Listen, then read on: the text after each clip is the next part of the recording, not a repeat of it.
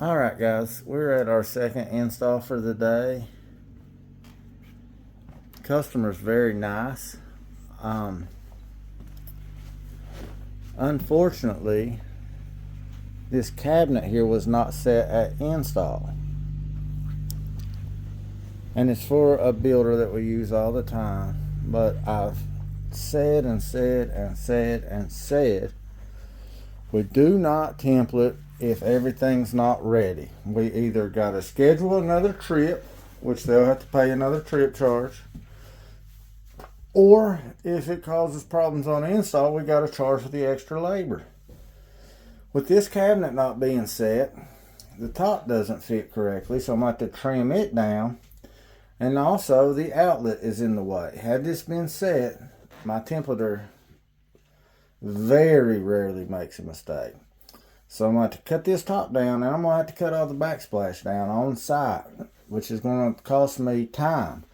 Whatever time it costs me, multiply that by 3, because there's 3 men out here.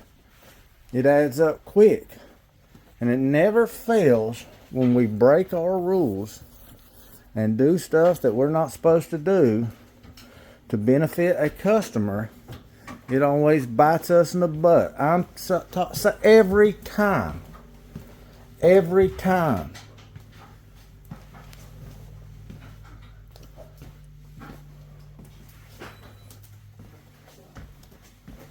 Looking for the last bathroom. I don't know where it's at. Hey, where's that last bathroom at? Where you at? Right here.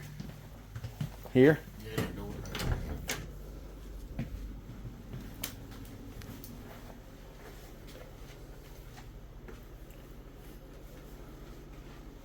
It's just frustrating every flipping time.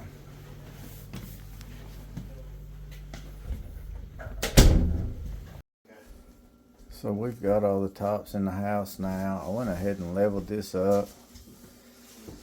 I've got a seam for the sink here. And then I've got this large sink here. Unfortunately, the way the slab laid out, and then with these it's kind of got a pattern. I don't know. The black's kind of splotchy. I couldn't really tell if it was a pattern or just splotch. But anyway, had to be done like this, and I didn't want 2 full-size seams, so I did 1 full and 1 sink. But just like always, I'm cleaning out the seam with alcohol and rags. I've already did that back one there, so I don't have any lines show up or anything. And I got my color mixed over there, so we're gonna put her together. Alright, I've finished this seam here on the sink. As you can see, it turned out really good.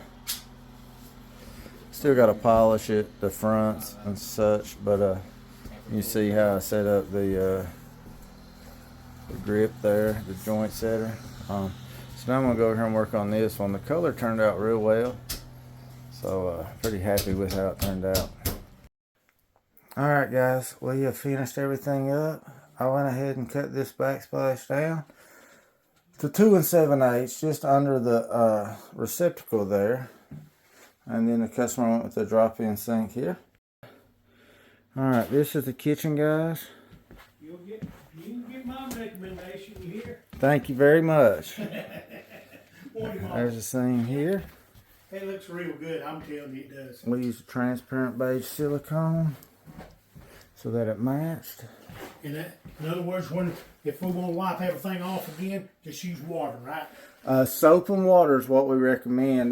Dawn dish soap and water in a spray bottle. You can use pretty much whatever you want with this quartz. I mean, you'd have to try real hard to hurt it. Boards or anything like that. That's just something nice we do if customers give us a review. And this is the other room, guys.